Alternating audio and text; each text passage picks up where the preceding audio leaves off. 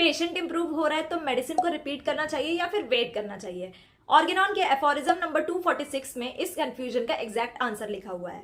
बहुत सारे स्टूडेंट्स और प्रैक्टिशनर एक कॉमन मिस्टेक करते हैं। पेशेंट ने बोला कि डॉक्टर साहब अब पहले से बेटर हूं और अब बेटर फील हो रहा है और तुरंत ही मेडिसिन को रिपीट कर दी जाती है। लेकिन डॉक्टर हैनीमैन सर कहते हैं कि हर इंप्रूवमेंट के केस में रिपीट करना जरूरी नहीं होता है।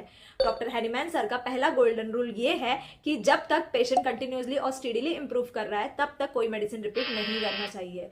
क्यों? क्योंकि रेमेडी अभी भी अपना काम कर रही है। अगर बीच में हमने मेडिसिन रिपीट कर दी ना तो अननेसेसरी मेडिसिनल एग्रावेशन हो सकती है।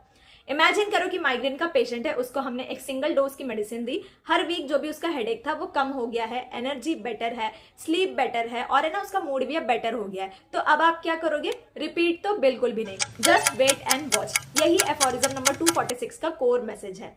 लेकिन एक इंटरेस्टिंग बात यह है कि डॉक्टर हैनीमैन सर ने ऑब्जर्व किया है जो क्रॉनिक डिजीज होती है उसमें एक सिंगल डोज कभी कभी 40, 50, 60 या 100 दिनों तक इंप्रूवमेंट देती रहती है। मतलब रेमेडी का एक्शन हम जितना सोचते हैं उससे काफी ज्यादा लॉन्ग लास्टिंग हो सकता है। अब आता है सबसे ज्यादा इंपॉर्टेंट एग्जाम और clinical point. Organon of medicine के 6th एडिशन में डॉक्टर हैनीमैन सर ने यह कहा है कि अगर रेमेडी परफेक्टली सिलेक्टेड हो और वाटर डोज में दी जाए तो उसको सूटेबल इंटरवल्स पर रिपीट किया जा सकता है, लेकिन एक कंडीशन के साथ। हर रिपीटेड डोज की पोटेंसी थोड़ी सी मॉडिफाई होनी चाहिए, क्योंकि सेम अनमॉडिफाइड पोटेंसी बार बार देने से वाइटल फोर्स रिएक्ट कर सकती है और एग्रेवेशन हो सकता है। इसीलिए डॉक्टर हैनीमैन सर ने एलएम पोटेंसीज और मॉडिफाइड डोजेस पर ज्यादा एम्फेसिस दिया है।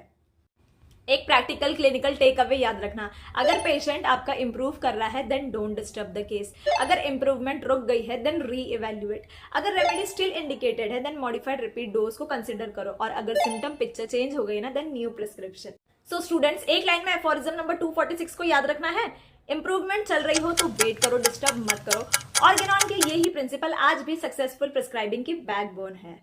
Do like the video and follow कर लेना ऐसे ही ऑर्गेनॉन के कॉन्सेप्ट सिंपल लैंग्वेज में समझने के लिए।